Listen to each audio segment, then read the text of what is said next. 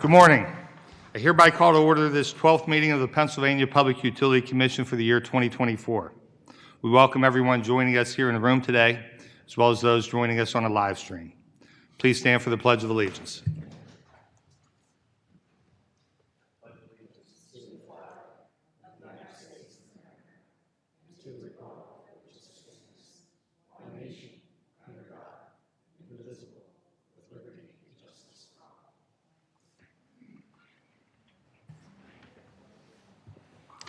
At today's meeting, which is open to the public, the Commission will act on various matters. There is no opportunity for the public to address the Commission at this public meeting. Public meeting motions, statements, and video will be available on the Commission's website later today. The first matter on this morning's agenda is the approval of the minutes of the meeting of July 11th, 2024. I would like to recognize Commissioner Yanora as the editor of the minutes. Commissioner Yanora. I've reviewed the minutes of the July 11th, 2024 public meeting and move that they be approved as submitted. Thank you. Thank you, Commissioner Yanora. We heard the motion by Commissioner Yanora. Is there a second? Second. Seconded by Vice Chair Barrow. Any discussion? Hearing none, all those in favor, please say aye. Aye. Aye. Those opposed, no. The ayes have it. Minutes are approved by a vote of 5-0. Madam Secretary, we are ready for your presentation. Good morning, Mr. Chairman. Good morning, Commissioners. Your various bureaus and offices have prepared the following agenda items for your consideration. Therefore, let us begin on page 1 with matters presented by Director Gramola and the Bureau of Administration. It is recommended that the Commission approve in an omnibus motion both items on page 1, beginning with the Assessments Section computation in accordance with Act 15 of 1977, the General Assessment for the fiscal year beginning July 1st, 2024 to June 30th, 2025 for the Office of Consumer Advocate, and continuing the omnibus to include both items on page 2, ending the omnibus with the Commission approval for the fees established for electric and natural gas suppliers for fiscal year beginning July 1st, 2024 to June 30th, 2025. Is there a motion to consider the staff recommendations? So moved. Is there a second? Second. Motion made by Commissioner Zerfas, seconded by Vice Chair Barrow. Any discussion? Hearing none, all those in favor, please say aye. Aye. Those opposed, no. The ayes have it by a vote of 5-0. Madam Secretary. Turning to page 3, it is recommended that the Commission approve the Assessment Section computation in accordance with Act 50 of 2017 for the fiscal year beginning July 1st, 2024 to June 30th, 2025 for the PA one-call system and applicable public utilities. Is there a motion to consider the staff recommendation? So moved. Is there a second? Second. Motion made by Commissioner Coleman, seconded by Commissioner Yanora. Any discussion? I do have a statement in this matter. I ask that my statement be entered into the record as though I read it in its entirety. Today, it is proposed that the Commission issue its annual assessment to fund the Damage Prevention Committee pursuant to Act 50 of 2017. The General Assembly and the Governor approved an estimated operating budget for the DPC of roughly $1.4 million for the 2024-2025 fiscal year. In calculating the assessment, the Commission subtracted the amounts received in DPC fines during the previous fiscal year, 2023-2024, from the estimated operating budget.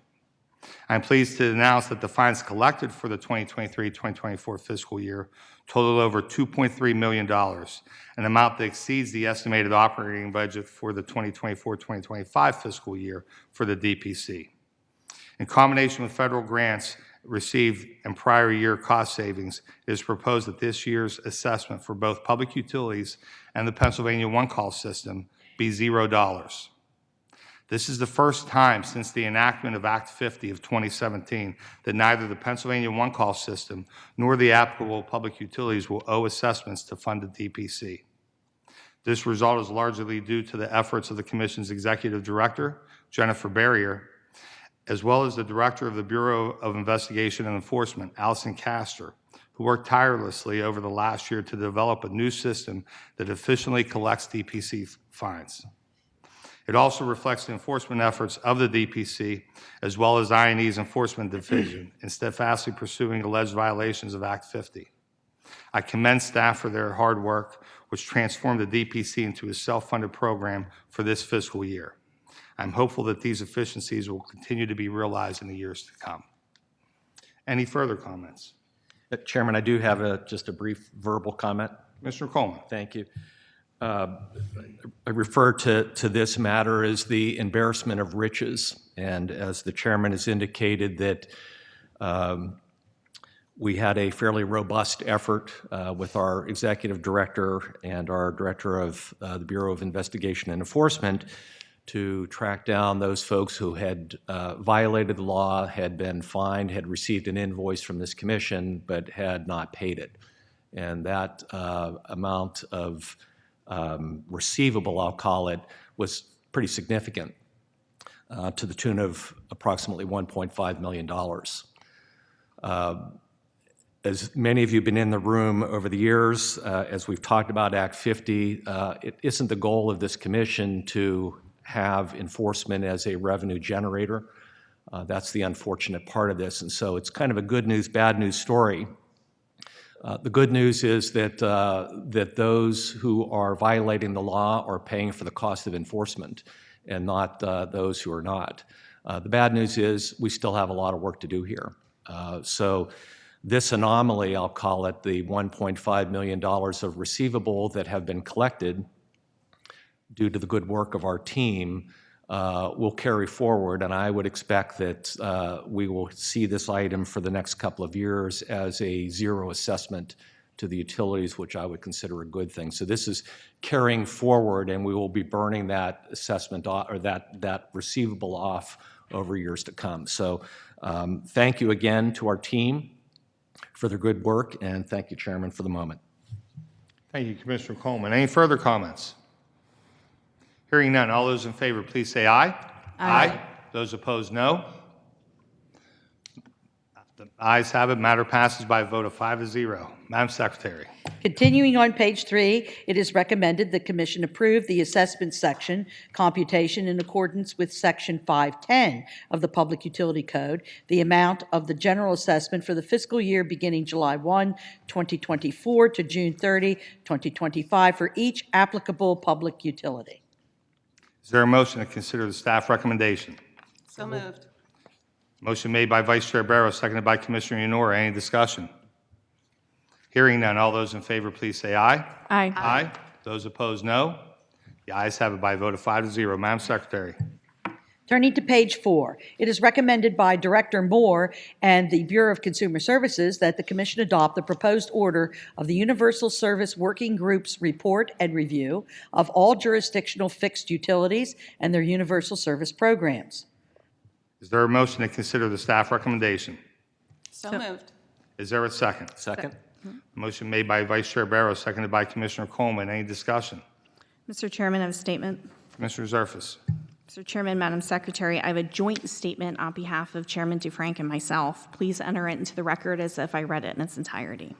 But this is going to be part 2 of the recommendations from the Commission's Universal Service Working Group. So the Commission is issuing an order that encourages all energy and water, wastewater public utilities with universal service or assistance programs to take steps to begin using a common application form, I'll call it a CAF, in place of their existing universal service or assistance application.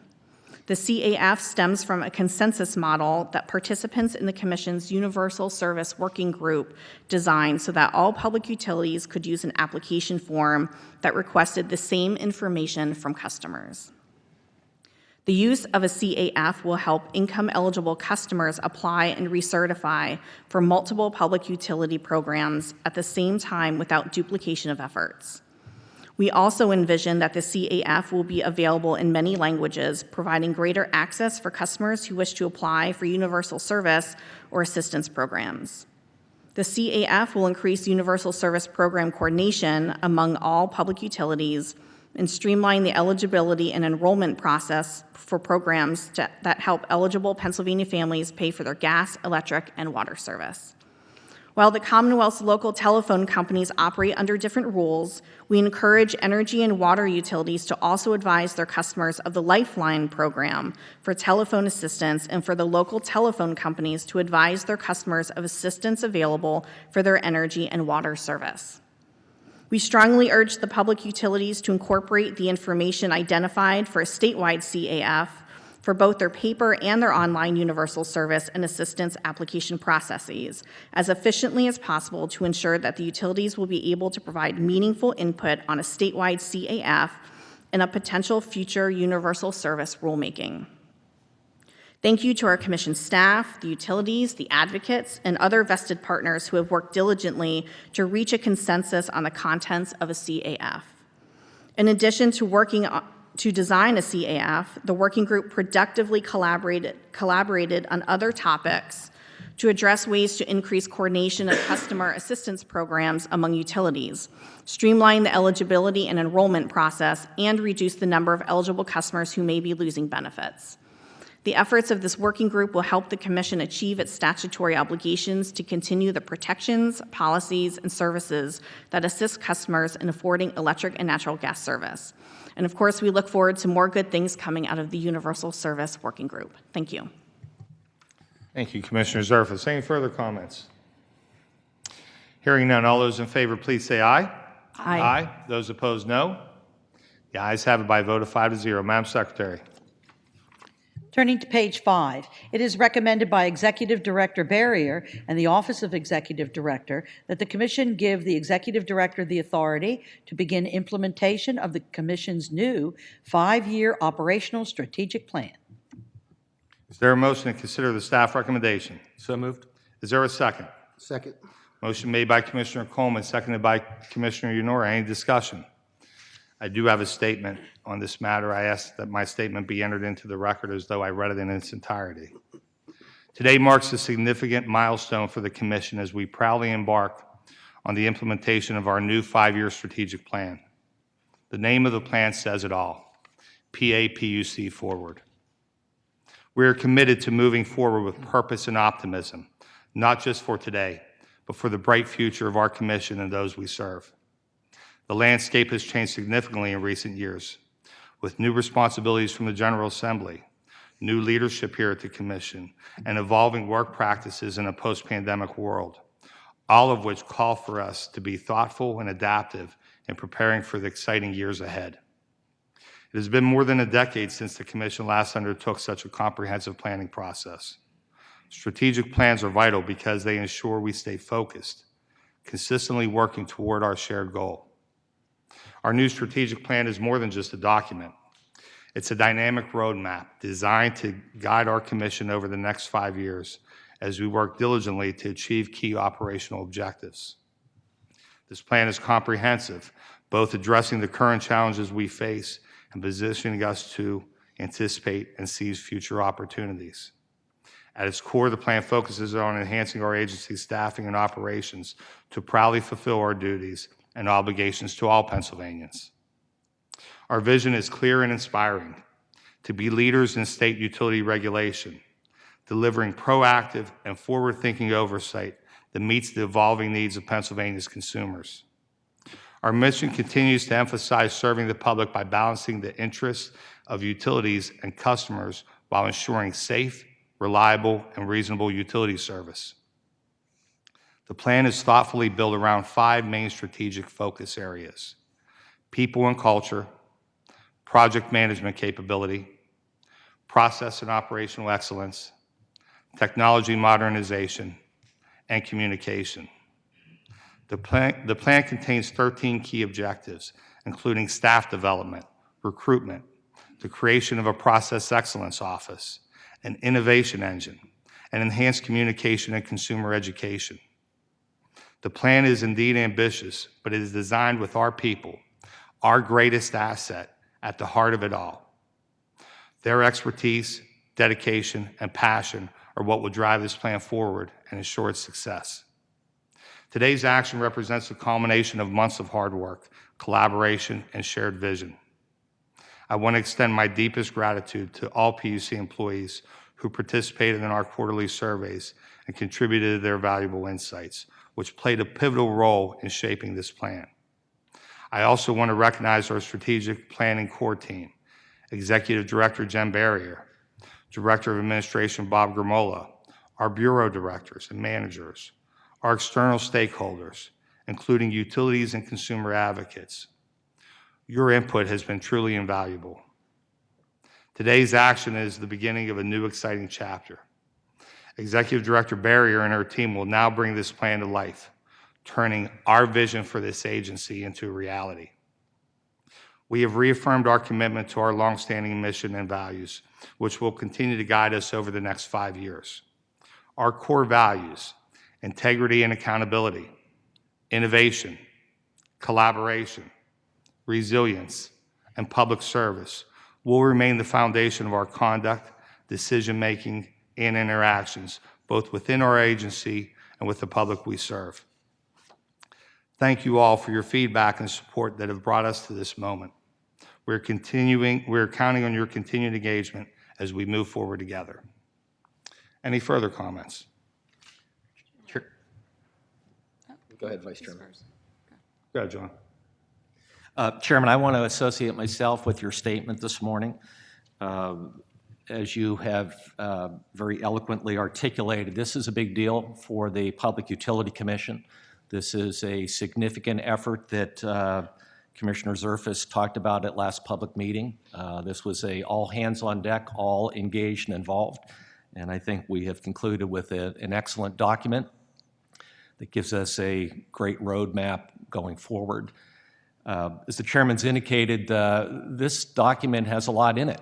There's over 300 elements here, and I will take ownership of postponing this item from last public meeting. I just wanted to make sure I fully understood all of the elements and what is expected of me as a commissioner. So I want to thank my colleagues for that indulgence. We had a number of questions that I just wanted to make sure that I understood how this is going to unroll and how we're going to engage this team. And I am comfortable with that and feeling that we're in a good place.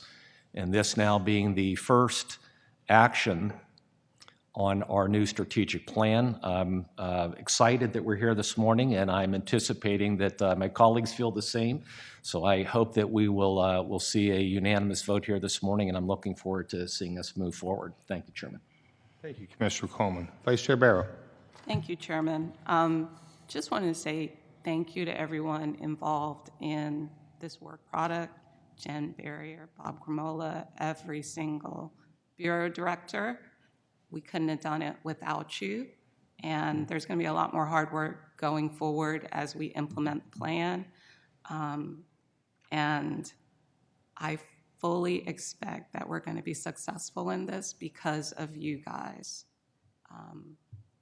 23 and a half years ago, I walked into this building and quickly learned that there was a sense of pride in the work that we do and an amazing level of expertise and skill, because it does take that to do this work. Right now, we're down, I think as of August, 74 positions. And I do believe that this is the roadmap to get us back to where we need to be. It will take time, but we're heading in the right direction, and a heartfelt thank you to all of you.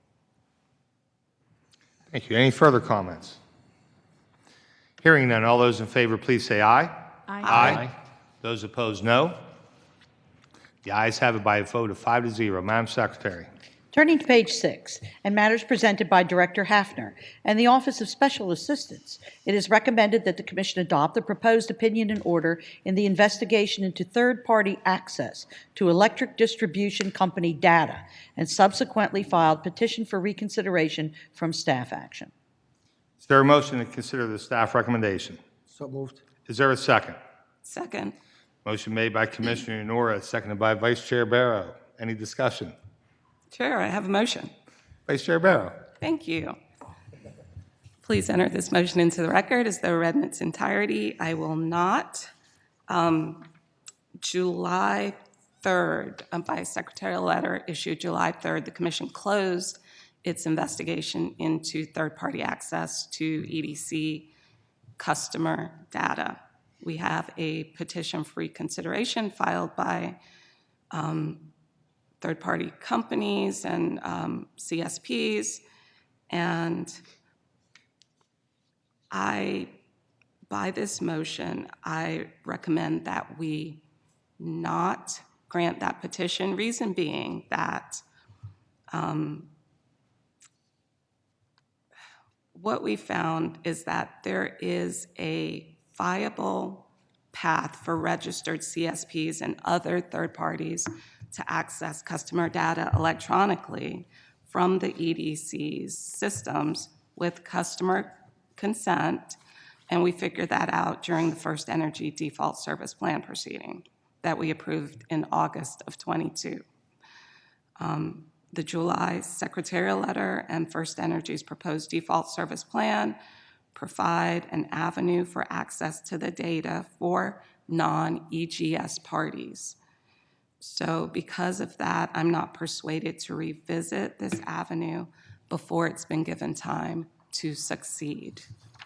Therefore, I move that the petition for reconsideration from staff action filed by Conifer, the Green Building Alliance, Keystone Energy Efficiency Alliance, Mission Data, the National Energy Efficiency Fund is denied, consistent with this motion. 2, that the secretarial letter dated July 3rd, 2023 is affirmed, consistent with this motion. And 3, that the Office of Special Assistant shall prepare an opinion and order consistent with this motion. Thank you, Chair. Thank you, Vice Chair Barrow. We've heard the motion by the Vice Chair. Is there a second? Second. Seconded by Commissioner Zerfus. Any discussion? Hearing none, all those in favor, please say aye. Aye. Those opposed, no. Motion passes by a vote of 5-0. On the matter, is there any objection to taking the previous roll call? Hearing none, matter passes as amended by a motion by a vote of 5-0. Madam Secretary. Continuing on page 6, it is recommended that the Commission adopt in an omnibus motion the remaining item on page 6, the informal investigation by the PUC's Bureau of Investigation and Enforcement versus First Energy Pennsylvania Electric Company, and continuing the omnibus to the top of page 7 to include and end the omnibus with the formal complaint of Margaret Collins versus the Pennsylvania American Water Company. Is there a motion to consider the staff recommendations? So moved. Is there a second? Second. Motion made by Commissioner Coleman, seconded by Vice Chair Barrow. Any discussion? Hearing none, all those in favor, please say aye. Aye. Those opposed, no. The ayes have it by a vote of 5-0. Madam Secretary. Continuing on page 7, it is recommended that the Commission adopt the proposed opinion and order in the formal complaint and petition for rescission in William T. Schwartz versus the Metropolitan Edison Company. Is there a motion to consider the staff recommendation? So moved. Is there a second? Second. Motion made by Commissioner Zerfus, seconded by Vice Chair Barrow. Any discussion? Chairman, I do have a brief verbal remark. Commissioner Coleman. I believe that the petition for rescission should be denied and that the initial decision be adopted without modification. Therefore, I'm going to be voting no on the proposed opinion and order. Thank you. Thank you. Any further discussion? Hearing none, all those in favor, please say aye. Aye. Aye. Those opposed, no. No? No. The ayes have it by a vote of 3-2, noting the dissents of Commissioners Coleman and Yanora. Madam Secretary. Turning to page 8, it is recommended that the Commission adopt the proposed opinion and order in the formal complaint of Sang Cho versus PPL Electric Utilities. Is there a motion to consider the staff recommendation? So moved. Is there a second? Second. Motion made by Vice Chair Barrow, seconded by Commissioner Zerfus. Any discussion? I do have a motion in this matter. I would ask Vice Chair Barrow to chair the meeting. Vice Chair. Thank you, Chairman. I recognize you for purposes of your joint motion with Commissioner Zerfus. Great. Thank you. I ask that our joint motion, or my joint motion with Commissioner Zerfus, be entered into the record as though I read it in its entirety. Before the Commission are the exceptions of PPL Electric Utilities to the initial decision of Administrative Law Judge Chad Allensworth. In the initial decision, the ALJ sustained in part and denied in part the formal complaint filed by Sang Cho. Specifically, the decision found that the complainant met the burden of proving that PPL improperly charged him for electric service between August 2022 and August 2023. The decision reasoned that PPL offered minimal evidence to contradict the complainant's high bill claim, where complainant demonstrated nearly a 70% average increase in kilowatt usage during the approximate 12-month time frame in question. For relief, The ALJ directed that the complainant receive a credit, not a refund, on his account for the August 22 to August 2023 billing periods. The credit would be based on the difference between the complainant's metered usage during those billing periods and the complainant's metered usage during the August 2021 to August 2022 billing periods. The ALJ further directed PPL to perform a meter test, waive any fee associated with the meter test, waive any late payment charges, and provide the results of the meter test to the complainant within 60 days of the Commission's final order. Additionally, the ALJ imposed a civil penalty against PPL after finding that PPL's overbilling of the complainant violated Section 1501 of the Public Utility Code. The decision, however, found that the complainant did not meet his burden of proving that PPL provided unreasonable service in regard to conducting a high bill investigation. The ALJ found that PPL offered to test the complainant's meter within a reasonable time frame after receiving his request and therefore complied with the Commission's regulations.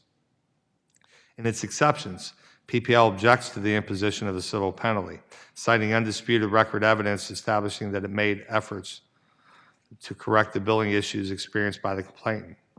Also in its exceptions, PPL challenged the ALJ's method for calculating the credit, which PPL asserts should account for the differences in the number of billing days in each of the billing periods. We agree with the ALJ that the complainant met his burden in proving a case of overbilling.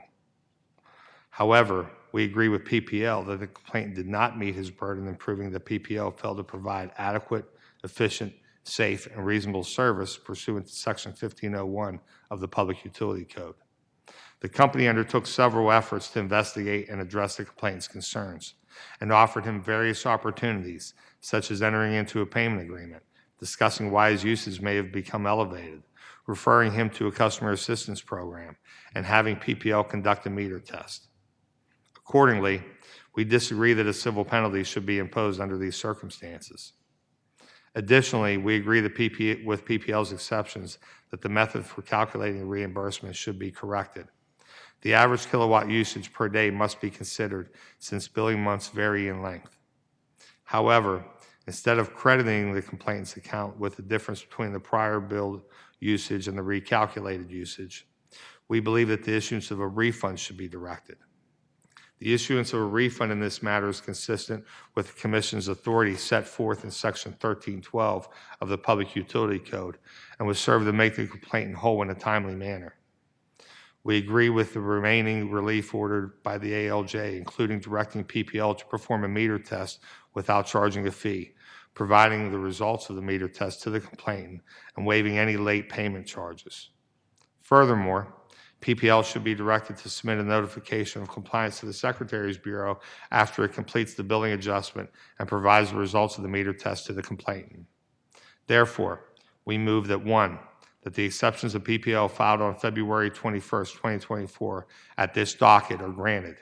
2, that the initial decision of Administrative Law Judge Chad L. Allensworth issued on February 1, 2024 is modified, consistent with this motion.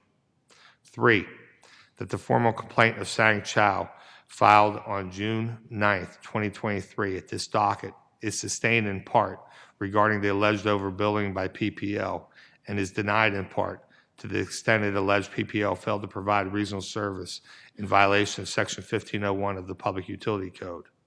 4, that PPL be directed to provide billing adjustment in the form of a refund to the complainant calculated by multiplying the average daily usage between August 2021 and August 2022 by the number of billing days in each corresponding billing period between August 2022 and August 2023.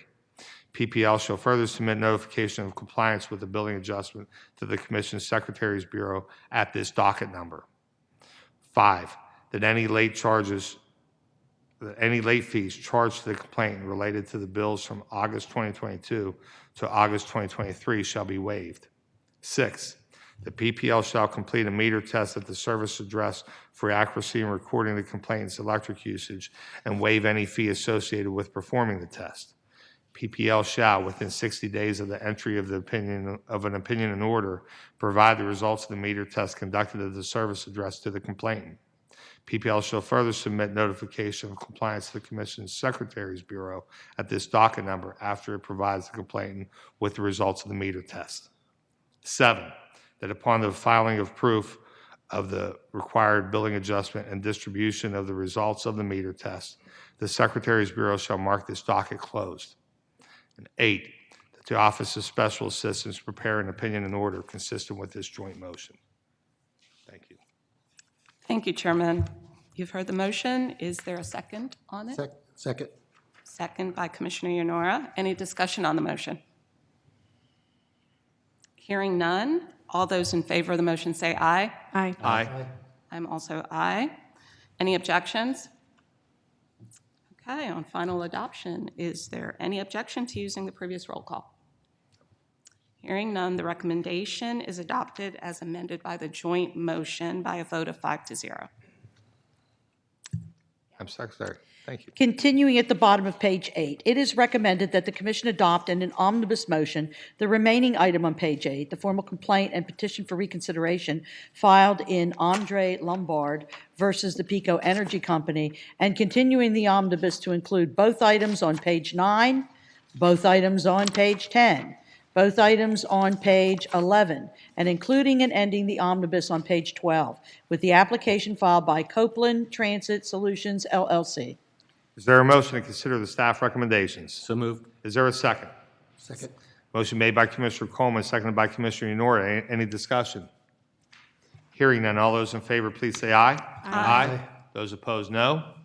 The ayes have it by a vote of 5-0. Madam Secretary. Turning to page 13, in matters presented by Director Diskin and the Bureau of Technical Utility Services, it is recommended that the Commission adopt in an omnibus motion both items on page 13, beginning with the application filed by National Access Long Distance and continuing the omnibus to include both items on page 14, both items on page 15, and both items on page 16, ending the omnibus with the application filed by Sussex Energy Services, LLC. Is there a motion to consider the staff recommendations? So moved. Is there a second? Second. Motion made by Vice Chair Barrow, seconded by Commissioner Zerfas. Any discussion? Hearing none, all those in favor, please say aye. Aye. Those opposed, no. The ayes have it by a vote of 5-0. Madam Secretary. Turning to page 17, it is recommended that the Commission adopt the proposed order in the tariff supplement and rate increase proposal filed by the Jefferson Estates Sewage Treatment Plant. Is there a motion to consider the staff recommendation? So moved. Is there a second? Second. Motion made by Vice Chair Barrow, seconded by Commissioner Coleman. Any discussion? Chairman, I do have a statement. Vice Chair Barrow. Thank you. Please enter the statement into the record as though read in its entirety. Before us for consideration is the rate request filed by Jefferson Estates Sewage Treatment Plant, seeking to recover costs associated with substantial investment in utility assets and increased operating expenses. Jefferson Estates is a small company. They provide wastewater service to 98 residential customers in Jefferson and Washington Townships, Fayette County.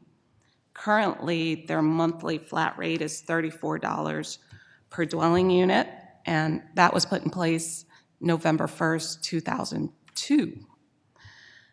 I'm voting to approve a rate increase. They need it. Currently, let's see, $34 per dwelling unit. That was 22 years ago. It is expensive to maintain water and wastewater facilities and provide the level of service expected by this commission and also by DEP. And this company has a very small rate base to spread that cost out amongst. So I will vote to approve an increase. And what I ask of the company is, I know rate cases are expensive to file, but please don't stay out 22 years. It is not fair to your customers when they get a very large hit at one time. I understand that you need the money. You absolutely need it to do the work that you need to do for your customers. And this is not the kind of rate case where that rate is being padded with a return to some unknown investors or shareholders. This is to run this company. But please do not stay out as long as you did before. Thank you. Thank you, Vice Chair Barrow. Any further comments? I do have some comments I would like to make. As the Vice Chair said, this system is in Fayette County. I am familiar with the development. But Paul, I would like to commend you and your team at TUS for using a creative tool in addressing this requested rate increase. Due to the small customer base, as the Vice Chair said, the cost of incurring a full rate case can be costly. So with such a small rate base, those costs become significant for the ratepayers there. In this matter, TUS investigated the claimed increase and determined that a rate increase in a lesser amount was supported by the relevant data. It is proposed that Jefferson Estates be afforded the option to accept a lesser rate increase. Jefferson Estates has the option to not accept it, though, and in that instance, the rate proceeding would go to the Office of ALJ for a fully litigated rate proceeding. So again, I just wanted to commend TUS and the team there for using a not often used creative tool in trying to address this rate case. Any further comments? Hearing none, all those in favor, please say aye. Aye. Those opposed, no. The ayes have it by a vote of 5-0. Madam Secretary. Continuing on page 17, it is recommended that the Commission adopt the proposed order suspending the tariff supplement and rate increase proposal filed by the Newtown Artesian Water Company. Is there a motion to consider the staff recommendation? So moved. Is there a second? Second. Motion made by Commissioner Yanora, seconded by Commissioner Zerfas. Any discussion? Hearing none, all those in favor, please say aye. Aye. Those opposed, no. The ayes have it by a vote of 5-0. Madam Secretary. Turning to page 18, it is recommended the Commission approve the selection of the successful vendor as a provider of the caption telephone relay service and enter into final contract negotiations. Is there a motion to consider the staff recommendation? So moved. Is there a second? Second? Motion made by Vice Chair Barrow, seconded by Commissioner Coleman. Any discussion? Mr. Chairman, I have a conflict statement. Commissioner Zerfas. Before joining my staff, Erin Loudenslinger was working in the Bureau of Technical Utility Services and worked on this case. Please be advised she has not advised me on this matter. Any further comments? Hearing none, all those in favor, please say aye. Aye. Those opposed, no. The ayes have it by a vote of 5-0. Madam Secretary. Turning to page 19, and matters presented by Chief Counsel Screven and the Law Bureau, it is recommended that the Commission adopt the proposed order clarifying its notice of proposed rulemaking order regarding the Commission's regulations at 52 PA Code, Chapters 1, 3, and 5. Is there a motion to consider the staff recommendation? So moved. Is there a second? Second. Motion made by Vice Chair Barrow, seconded by Commissioner Zerfas. Any discussion? Mr. Chairman, I have a statement. Commissioner Zerfas. Mr. Chairman, Madam Secretary, I have a statement I'd like to add to the record. Please add it as if I read it in its entirety. I am not going to read it. I'm just going to summarize and say that this is the same statement that I had submitted earlier when we talked about these 135 regulations. And I look forward to the comments being submitted in regard to non-attorney representation for small businesses and pro se complainants. Thank you. Thank you, Commissioner Zerfas. Any further comments? Chairman, Vice Chair Barrow. I have a statement. Please enter the statement into the record as though read in its entirety. I also will not read it, and I would like to reference back to the statement I issued on November 9th, 2023, regarding this Commission's stated preference for settlements. And I would direct the parties to that statement and ask that they submit comments on that topic. Thank you. Thank you, Vice Chair Barrow. Any further comments? Chairman, I do have a statement as well. Commissioner Coleman. Thank you. And I'd ask that my written statement be entered into the record as I read in its entirety. The clarified notice of proposed rulemaking resolves some of the concerns that I raised in my prior dissent at this docket. However, the proposed order still includes some revisions to our regulations that I do not believe are well supported. Accordingly, I will be voting to concur in part and dissent in part and on the proposed order, and I ask that my vote be recorded as a no. Thank you. Thank you, Commissioner Coleman. Any further comments? I'd like to associate myself with Commissioner Coleman's statement. Thank you, Commissioner Yenora. Any further comments? I guess I'm the only one left, and I have nothing else to say, so we'll vote. All those in favor, please say aye. Aye. Aye. Those opposed, no. Nope. No? The ayes have it by a vote of 3-2, noting the dissents of Commissioners Coleman and Yenora. Madam Secretary. Continuing on page 19, it is recommended that the Commission adopt the order ratifying the ex parte emergency order issued by Chairman DeFrank on August 7th, 2024, regarding the water assets of Deer Haven LLC. Is there a motion to consider the staff recommendation? So moved. Is there a second? Second. Motion made by Vice Chair Barrow, seconded by Commissioner Yenora. Any discussion? I do have a motion in this matter. I would ask Vice Chair Barrow to chair the meeting. Chairman, you are recognized for purposes of your motion. Thank you. Let me find it here. I ask that my motion be entered into the record as though I read it in its entirety. Before the Commission is the proposed order to ratify my August 7th, 2024 ex parte emergency order. I issued the emergency order in response to Deer Haven's petition seeking the issuance of an ex parte emergency order appointing Aqua Pennsylvania to act as temporary receiver to operate Deer Haven's water and wastewater systems. The emergency order granted in part and denied in part the petition with respect to Deer Haven's water system only. For the reasons explained in the emergency order, I remain convinced that the circumstances warranted the immediate and affirmative action taken to protect Deer Haven's water customers. However, I also find it appropriate to propose modifications based on new information received since the issuance of the emergency order. In the emergency order, I determined that Pocono Water Works Company was best suited to operate as temporary receiver. I believe this to be the case since Pocono Water Works has been the de facto operator of the Deer Haven water system since 2014, and as such, Pocono Water Works' familiarity with the system would allow it to serve as a capable temporary receiver. With this motion, I propose to modify the emergency order to appoint Aqua as temporary receiver. By letter dated August 13th, 2024, and filed at this docket, Aqua expressed its willingness to accept an appointment as receiver of the Deer Haven water system. Additionally, I propose to clarify that operating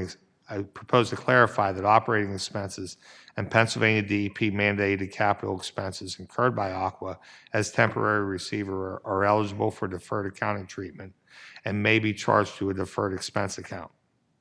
I further propose to clarify that Aqua be authorized to receive and utilize grants in the name of Deer Haven and borrow money in the name of Deer Haven necessary to implement corrective actions and the provision of adequate, efficient, safe, and reasonable service to the customers of the Deer Haven water system. All other components of the emergency order would remain, including the commencement of a proceeding pursuant to Section 529 of the Public Utility Code, where all remaining issues may be addressed. However, in addition to the parameters identified in the emergency order for the Section 529 proceeding, I note that the Commission's Office of Administrative Law Judge should be tasked with assigning one of its judges to initiate the Section 529 proceeding. I contend that Aqua has the technical and financial resources to safely and adequately operate the Deer Haven water system during the pendency of the Section 529 proceeding. Further, I note Aqua operates water facilities within a reasonable close proximity to the Deer Haven water system. Therefore, I move that 1, the ex parte emergency order issued August 7th, 2024 is modified consistent with this motion. 2, that the Law Bureau draft a ratification order consistent with this motion. 3, a copy of the ratification order be served upon the Commission's Office of Administrative Law Judge, as well as all parties served with the ex parte emergency order issued on August 7th, 2024. Thank you. Thank you, Chairman. You've heard the motion. Is there a second? Second. Second by Commissioner Yenora. Any discussion on the motion? Vice Chairman, I do have some verbal remarks. Commissioner Coleman? Thank you. As the chairman has indicated, that from time to time, this commission finds itself in a situation where we're dealing with these kind of unfortunate circumstances, and that the reality is that we have a large number of these small water and wastewater utilities that many of them are privately owned by individuals or by families, and that they have fairly limited financial means to be able to operate a system in an increasingly challenged environment. And unfortunately, that's where we are today with Deer Haven. The General Assembly has recognized this situation and has provided a safety net, as the chairman has indicated, in Section 529 of the Public Utility Code that gives us the ability to appoint a receiver. This is something that we do at some frequency, and I just want to take an opportunity this morning to thank the two companies involved, Aqua PA, for stepping in, and they continue to be accessible for these kinds of situations, and I appreciate their unhesitating readiness to serve as a receiver for these small water and wastewater systems. I'm also going to shout out for Pocono Waterworks. I don't want there to be a perception that they may have done something that they shouldn't have, and that's why we're looking at Aqua as receiver rather than Pocono Water. That's far from the case. I appreciate what they have done in the interim here to provide water to the 50 or so residents in the Deer Haven community. So again, thank you to both of them for stepping up in these difficult situations and ensuring that these customers do have continued service. I also recognize that this is the first time that we have appointed Pocono Waterworks to serve as a receiver. And again, I am very, very appreciative for them to step up with short notice. So thank you. Thank you, Chairman. Thank you, Commissioner Coleman. Any further discussion? All right, hearing none. All those in favor of the motion say aye. Aye. Aye. Any objections? Hearing none. On final adoption, is there any objection to using the previous roll call? The recommendation is adopted as amended by the motion by a vote of 5-0. Gavel's yours. Thank you, Vice Chair Barrow. Madam Secretary. Mr. Chairman, that concludes the regular agenda. Turning now to the carry-in. On page 1 of the carry-in agenda, it is recommended by the Bureau of Technical Utility Services that the Commission adopt the proposed order in the joint application filed by Deer Haven LLC and PL Utilities LLC regarding the abandonment and acquisition of Deer Haven's wastewater assets. Is there a motion to consider the staff recommendation? So moved. Is there a second? Second. Motion made by Vice Chair Barrow, seconded by Commissioner Zerfus. Any discussion? Mr. Chairman, I have a motion. Commissioner Zerfus. Madam Secretary, please enter this into the record as if I read it in its entirety. We have a joint application of Deer Haven LLC and PL Utilities, I'll call them PLU, seeking approval for PLU to acquire certain wastewater system assets of Deer Haven and for PLU to begin to offer wastewater service to the public in a portion of Palmyra Township in Pike County. Given Chairman DeFrank's recent issuance of an ex parte emergency order concerning Deer Haven's wastewater system and the Commission's subsequent ratification of that emergency order, I find that it is appropriate to stay this application proceeding pending the outcome of the Section 529 proceeding initiated. As both the application proceeding and the Section 529 proceeding impact the ownership and operation of Deer Haven's wastewater system and the Commission's responsibility to ensure that the system is capable of providing customers with safe and reliable service, a stay of the application proceeding is in the public interest and will serve judicial efficiency and economy. So therefore, I move that the joint application of Deer Haven LLC and PL Utilities LLC at docket numbers A 2024-3049-591 and A 2024-304-9587 is stayed pending the outcome of the Section 529 proceeding initiated at docket number P2024-305-0549, and that the Bureau of Technical Utility Services prepare an order consistent with this motion. Thank you. Thank you, Commissioner Zerfus. We heard the motion by Commissioner Zerfus. Is there a second? Second? Seconded by Commissioner Coleman. Any discussion? Hearing none. All those in favor, please say aye. Aye. Those opposed, no. Motion passes by a vote of 5-0. On the matter, is there any objection to taking the previous roll call? Hearing none. Matter passes as amended by the motion by a vote of 5-0. Madam Secretary. Turning to page 2 of the carry-in, it is recommended by the Law Bureau that the Commission ratify the ex parte emergency order issued by Chairman DeFrank on August 15th, 2024, granting the request of Deer Haven LLC, seeking the appointment of Aqua Pennsylvania to act as a temporary receiver to operate Deer Haven's wastewater system. Is there a motion to consider the staff recommendation? So moved. Is there a second? Second. Motion made by Commissioner Yenora, seconded by Vice Chair Barrow. Any discussion? Hearing none. All those in favor, please say aye. Aye. Aye. Those opposed, no. The ayes have it by a vote of 5-0. Madam Secretary. Mr. Chairman and Commissioners, that concludes all items to be considered today. Thank you. Before we adjourn today's meeting, I would like to call upon Commissioner Zerfus for remarks on Women's Equality Day. Commissioner Zerfus. Thank you, Mr. Chairman. The right to vote, the foundation of democracy, belongs to all citizens, but this wasn't always the case in our country. It was in the early 19th century when women began fighting for the right to vote, and it led to the ratification of the 19th Amendment, which took place on August 26, 1920. And I would be remiss if I didn't acknowledge that while millions of women across the country were finally able to get their voices heard at the polls with the ratification of the 19th Amendment, many women of color who helped lead the universal suffrage movement were effectively denied those rights until the Voting Rights Act passed 45 years later.